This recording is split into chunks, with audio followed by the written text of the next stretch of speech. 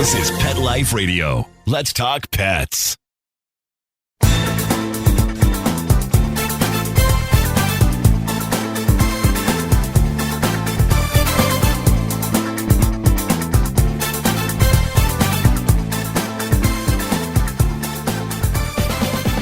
Hi, everybody. Cheryl K. from Unleashed. And today I have a great guest, Brandon Wainwright, and he's going to tell us all about his book. The book is really the result of his experience. Hi, Brandon. How you doing? Hi, Cheryl. Thanks for having me. I really appreciate it. It's a pleasure. Give us a little bit of a background, and then we could start to chat because I have some ideas. Okay. Well, the book I wrote it's called Tyson's Gift, How an 8-Pound Canine Became a Man's Greatest Spiritual Guide. And it's the story of my dog Tyson's life. Tyson was an 8-pound Chihuahua Dachshund mix, Chiweenie.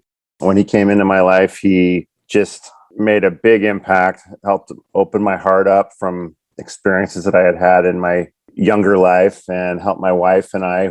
He came into our lives when we were just getting engaged, helped us to bond and come together as a family, and just enriched every day. I appreciated every moment with him, literally. And then when he passed away, it was very, very difficult for me to process. I had no religious paradigm to reflect on regarding the afterlife, and I had a real hard time making peace with his passing and what might have become of him. And you know how it is when you love a pet, it's they're innocent and you have a strong sense of protection over them. So I had a difficult time processing it, but in my process, I ended up with a spiritual awakening, and that's kind of the first half of the book kind of focuses on his life in a Marley and Me fashion, and then the second half of the book focuses on the process of his afterlife, my process of processing it, as well as the spiritual awakening and actually reconnecting with Tyson on the other side. But in reality, and I was thinking about it, you never picked out a dog. All of these animals, because they say they choose us. Uh-huh. All of your pets chose you. And I think in reading the book, and I loved it, that Tyson coming to you through Misha, it was really meant for you because of what happened in your childhood with your pets, and even now with Pepper. Yeah. It started that way and it ended that way, but on a good note, because, you got the gold ring. Yeah, absolutely. Yeah, that's one thing I will say. Like most autobiographical books about animals, Tyson does pass away, but it does have a very happy ending, very uplifting ending. So you won't walk away sad, that's for sure. No. It's really a very sweet book. You're very honest in it. But I really think that all of your awakening with, the mediums and talking to people, you benefited from this because you really were, I don't want to say wound tight because I don't know you personally, but from your earlier experiences. And this dog, Tyson made you work for it, for sure. Mm-hmm. He sure did. He didn't roll over and say, I love you. No, quite the opposite.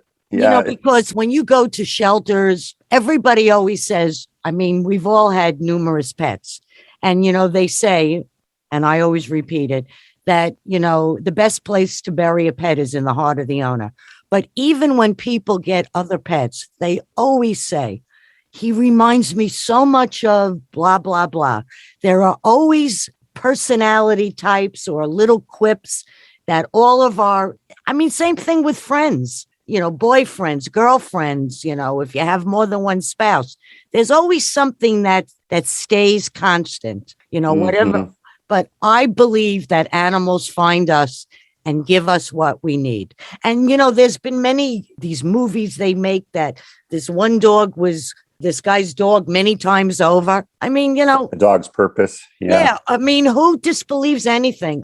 We now, I think, because animals, goats, cows, horses, dogs, cats, they have much to teach us about love Absolutely. And acceptance, that, if we really listened, it would be better for us. I couldn't agree with you more. Yeah. Tell us a little bit more about your life, because there's more to you than just picking dogs. Or Yeah. picking you. my career is I'm a police officer. And so that's, quite the opposite of being a metaphysician.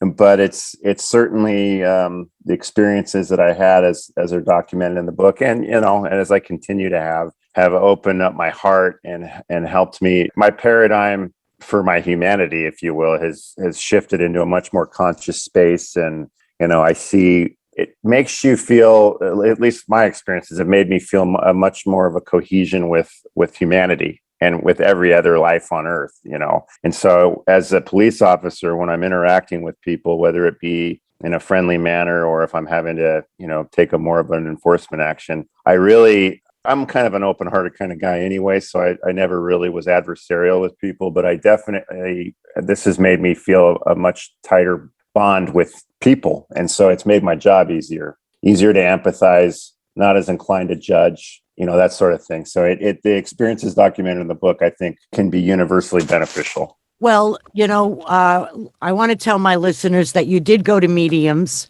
Oh, yeah. Quite a few. A lot of them, told you basically the same thing. They were all on the same page.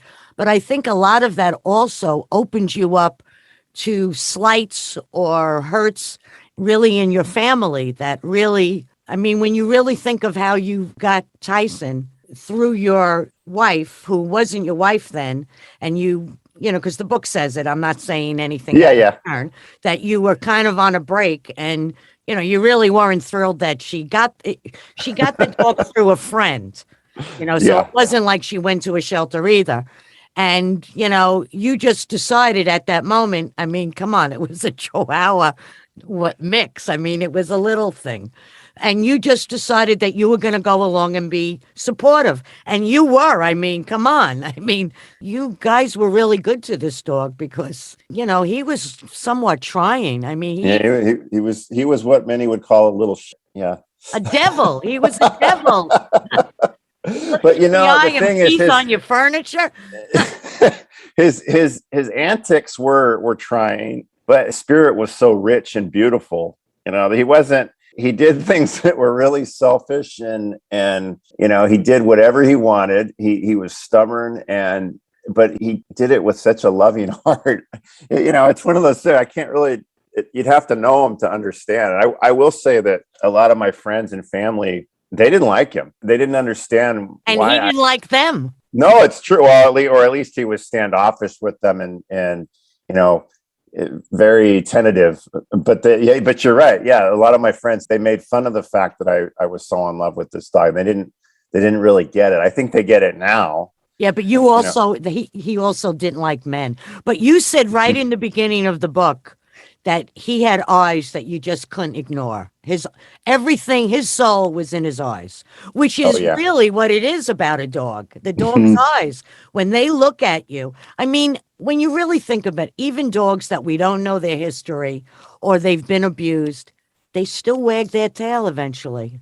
And they still learn to trust. It might take time, but that's why I say we have much to learn from these animals.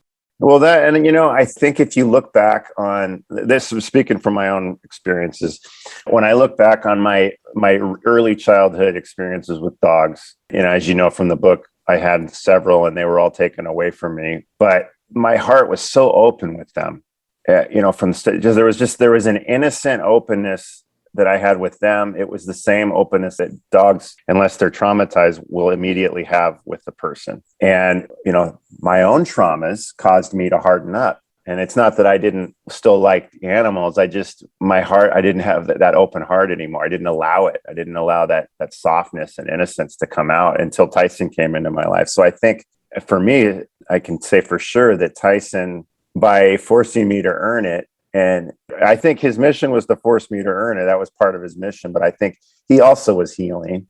And together we opened each other's hearts. And I think most people, if they're honest about, if they can remember back to what it was like before worldly experiences and difficulties made you close your heart, I think you'll see a lot of similarities, a lot of parallels to your own life in my story.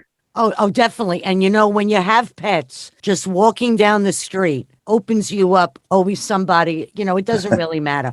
Oh, what a cute dog. Oh, can I pet him? Oh, what kind of dog is he? It's a conversation opener. But I think by you going to these mediums, for whatever reason got you there, of course, to find out about Tyson with your step grandfather, your grandmother, your friends, I think this was all orchestrated for you.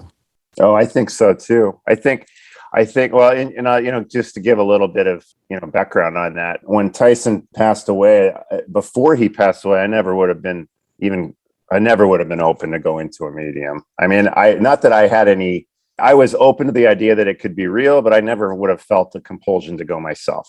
And so losing him, kind of broke me down to that, changes happen in your life when, usually out of pain or difficulty. And that's what happened with me, is that I was so torn down and so just in need of some kind of hope as far as, where he was and that he was okay, that I started reading books. I actually looked up a book. I went on to Amazon and I punched in Animals in the Afterlife, specifically because I was hoping for some kind of book, fiction or nonfiction, that would give me some sort of hope and peace. And I found a book called Animals and the Afterlife by Kim Sheridan. And it had such compelling stories in it that I had to at least explore it. And I highly recommend anybody read that book, as well as mine, of course. And so, once I started on that journey, the experiences I had through the animal communicators and the mediums, it was proven to me that we live on, that we still, that we're spirits having a human experience rather than humans having a spiritual experience. And I think obviously it was for me because it's changed my life. I literally turned my life in such a good direction. Not that it was terrible before, but it's just opened me up to so much peace and hope. And every moment that I live now is richer. It's been a challenge because it's a whole new paradigm to live within. But I think in that, it was also for me to share that story with others. In the book, it does come out that you could see the change. You were always a great guy, but you're more sensitive now. I also read Many Lives, Many Masters. And for any of our listening audience, if you have lost someone or grieving, this book really is a wonderful book. It just will uplift you. It's just a beautiful, true story. I recommend it highly. And there are a lot of mediums with pets out there that, help with lost pets and things like that, like lost children. I mean, if you have the gift, and I don't disbelieve anything. I mean, oh no. Now they say that they've seen UFOs. So who am I to judge anybody for trying anything to make their life more understandable? Well, I'll tell you what, on that note, through this experience, I've connected with a number of people that have had firsthand interactive experiences with UFOs. So, absolutely, there's so much more out there than what we're consciously aware of, or what, it's conventional thought will allow you to be open to. So if if you have an open mind and you're willing to explore a little bit, there is so much more. I agree. We're going to take a break and we'll be right back.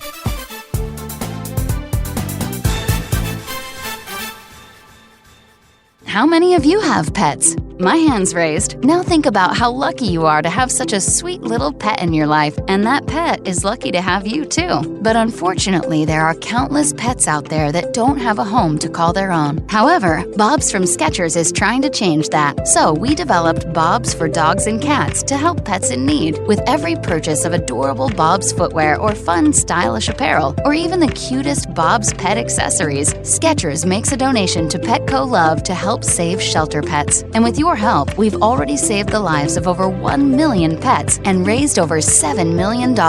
So while you're getting style and comfort with features like Skechers' famous memory foam cushioning, you're also helping to save an adorable pet in need and helping another lucky owner be connected with a future best friend and companion, because happiness is having a loving pet by your side. Find Bob's at a Skechers store, Skechers.com, select Petco locations, or wherever stylish footwear is sold. For those fortunate to have experienced the deep bond and unconditional love of a companion animal, the death that follows can be one of the most difficult and misunderstood losses to go through. Many times, this devastating loss goes unrecognized and trivialized by family and friends, leaving grieving pet parents struggling to find healthy ways to cope with the loss. In And I Love You Still, a thoughtful guide and remembrance journal for healing the loss of a pet, Dr. Julianne Corbin calls attention to the difficulties unique to the loss of a beloved pet and provides an interactive and compassionate guide to help you process your loss and work towards coming to a place of peace and healing. For those interested in journal therapy and looking for a professionally written and compassionate resource to help understand and reconcile the grief associated with the loss of your pet, this book is for you. And I Love You Still, a thoughtful guide and remembrance journal by Julianne Corbin, is now available for purchase on Amazon and other major book retailers. Let's talk pets. Let's talk pets On Pet Life Radio. Pet Life Radio. PetLifeRadio.com.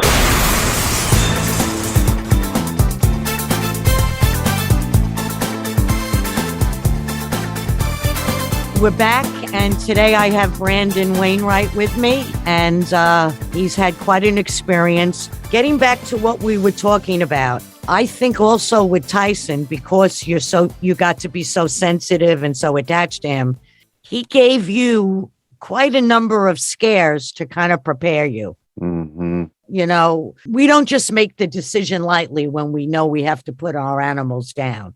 And, you know, animals hide their pain a lot also.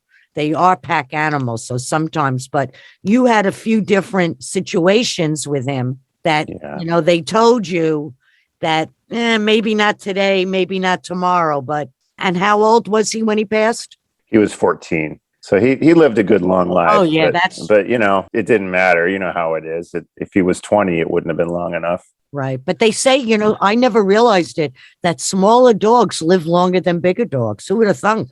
Yeah, absolutely. That's people, when people get, you know, like a big, you know, Bernese Mountain Dog or those sort of dogs. It's like, man, they're awesome dogs, but I couldn't handle losing them so soon. You know? Yeah. They, you know, I had a tricolor collie they had him. My parents got him before I was even born.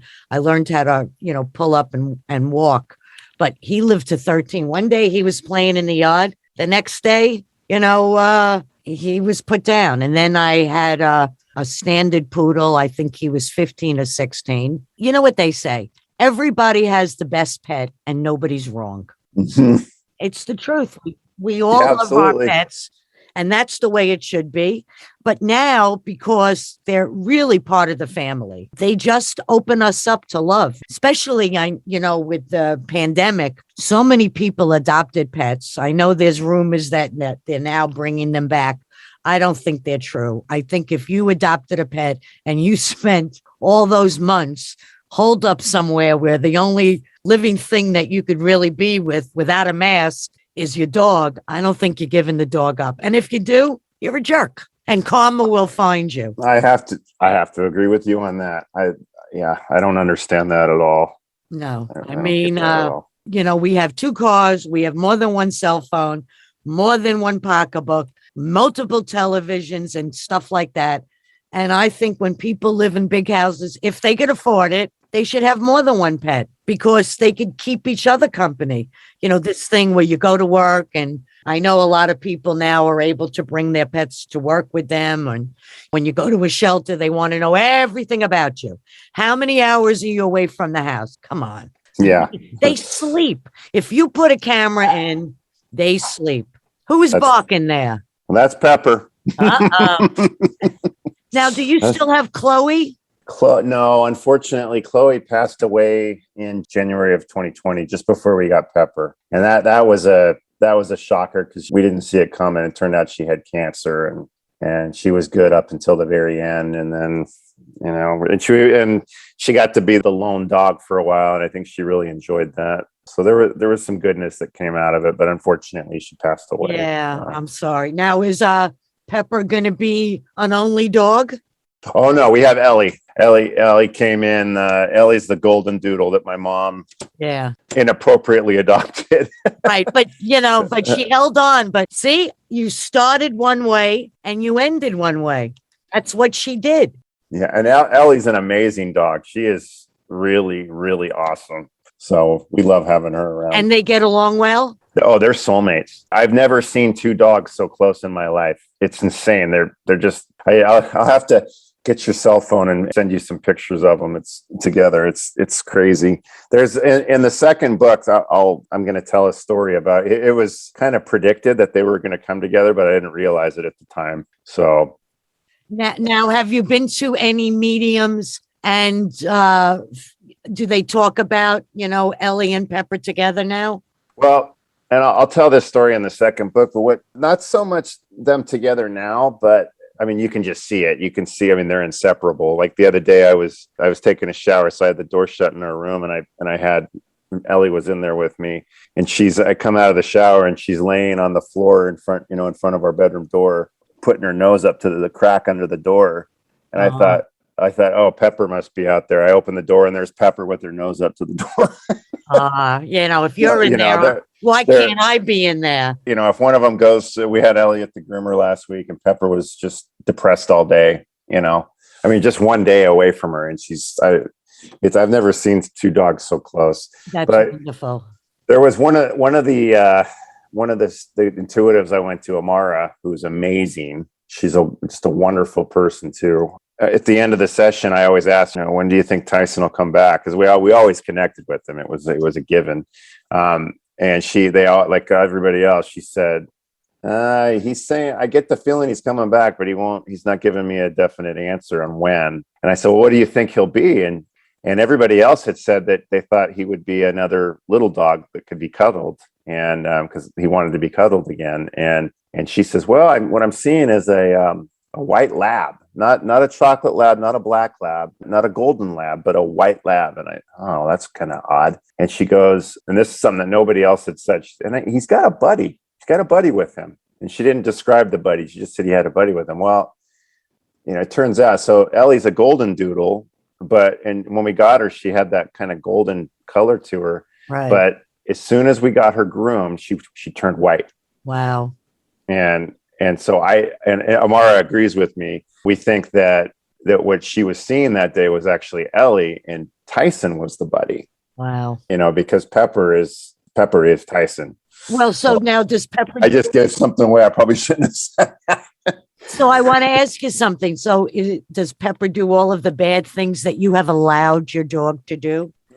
Feeding them from the table. Big no. I know. But that's, it was his way or the highway. And you're right. I could have had it a different way, but that was our relationship. And with all of you. I know conventional standards would say that it was bad, but it worked for us. So Pepper is not as bad as Tyson. No, there's a lot of things that she's definitely very food driven, but not to the same extent that Tyson was. And she's not quite as mischievous. She doesn't, get into as much trouble. But she's definitely got just as big of a personality. She's just as demanding. She's just as sensitive.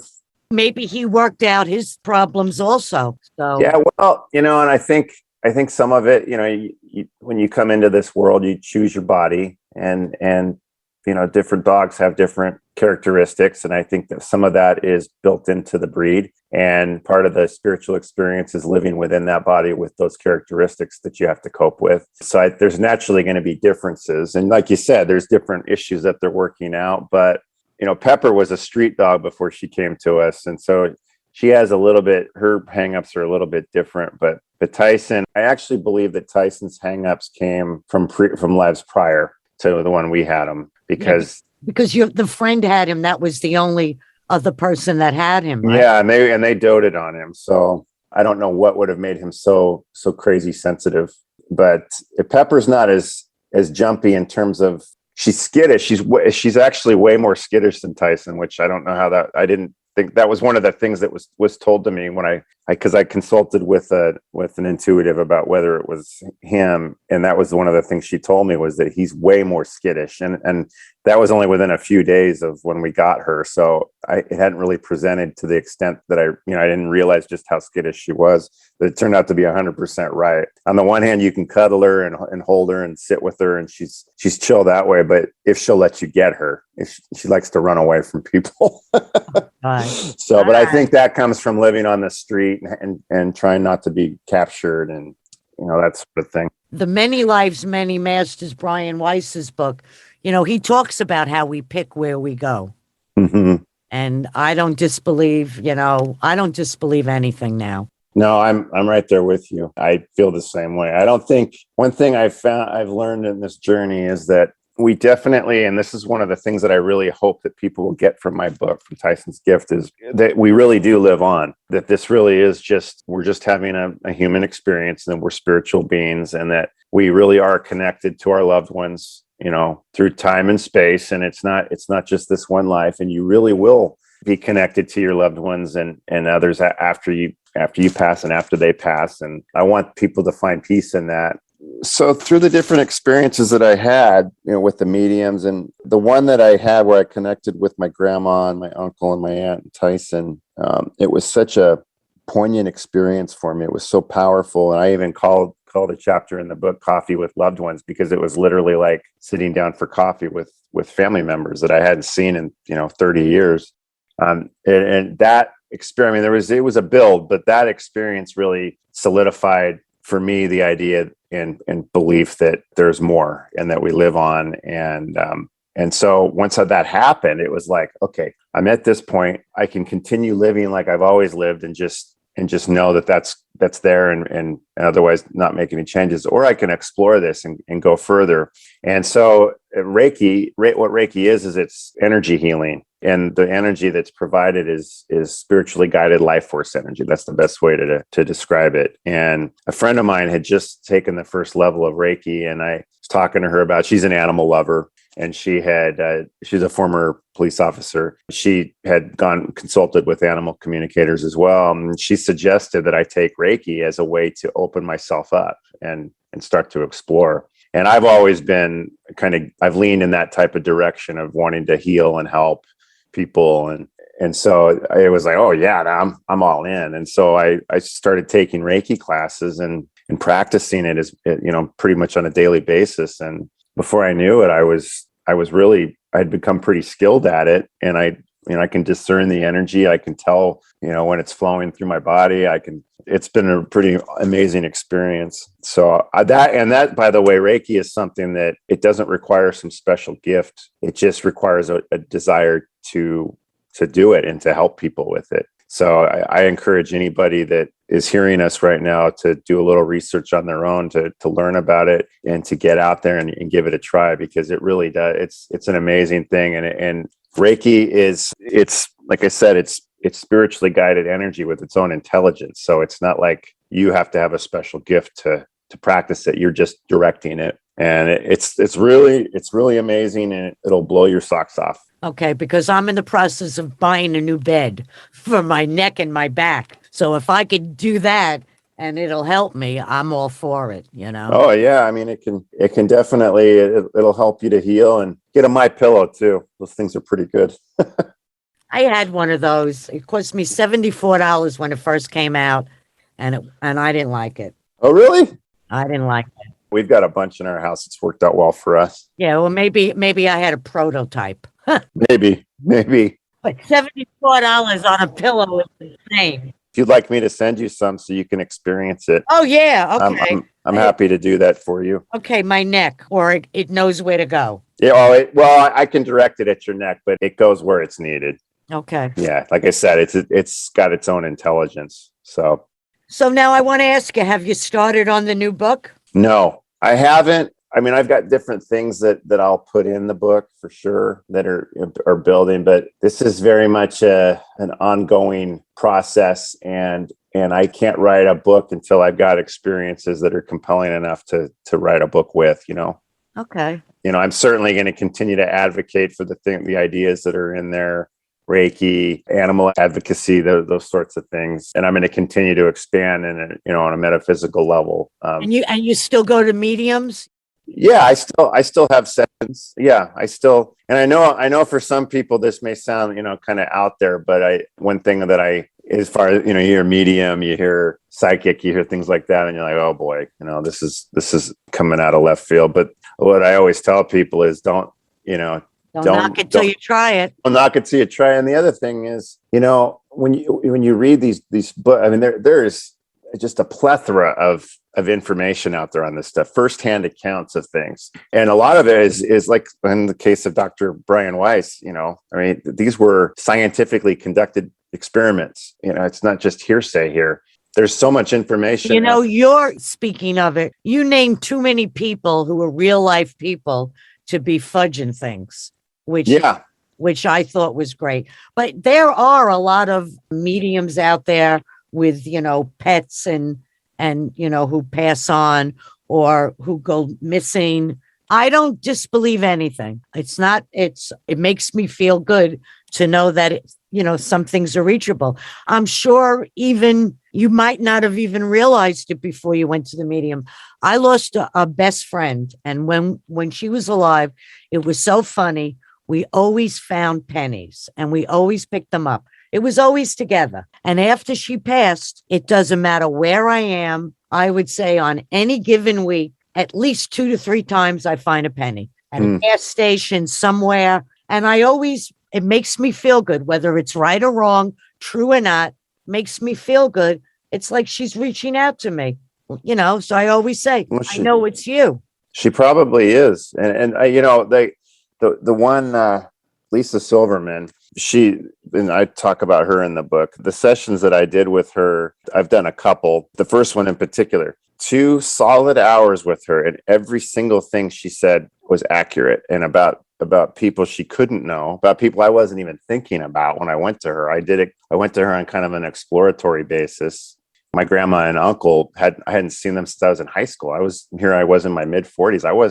I loved them still, but I hadn't thought of them on a regular basis in a long, long time. So it was, when you experience something like that, it changes your perspective. It blew my mind. And by the way, since then, I've sent a number of friends to her and others, and they've also, every one of them to a person has had profound experiences.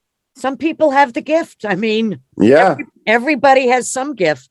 Yeah, exactly. She just happens to be somebody that, she has all the clairs and she's just really, really gifted at it. But, and her gift is to help people heal, but it's also, at least in my case, because it was a very healing experience to interact with loved ones that I hadn't, that had been gone for so long. But like I said, it also, for me, it provided proof.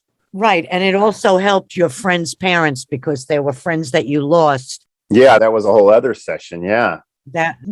You're a police officer, so I'm sure you joined because, like you said, you wanted to do good and help people. So this was just another way.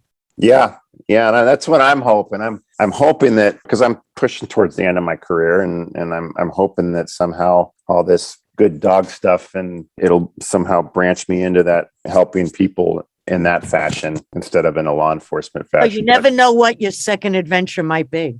No, it's I don't think you're going to be a dog trainer. No, I don't think so either. Oh, you're too much of a mush. You're a pushover. I am. You're right. It was a pleasure talking with you, and I hope to have you on again. I'd love to. It was a pleasure. Keep safe out there. I want to thank my listeners. I want to thank my producer, Mark, and Brandon. I want to thank you. You were a wonderful guest. Can I tell you how to get the book? Oh, yeah. Tell us. Amazon, right? Yeah. Well, it's if you go to tysonsgift.com, TYSONSGIFT.com. That's my website. You can go there. You can read about the book. You can see some pictures of us, and there's a button there. You can click that'll take you to Amazon. It's available on some other outlets like barnesandnoble.com as well, but that's the easiest way, is just go to Amazon. And I encourage you, if you enjoy the book, to spread the word and write a review on there, because those always help. But I really hope people will enjoy it and get some peace from it. So again, tysonsgift.com. Okay. And I want to tell my listeners and thank them for being with us and to live life unleashed. Have a good day, everybody. Bye-bye. Let's Talk Pets every week on demand, only on PetLifeRadio.com.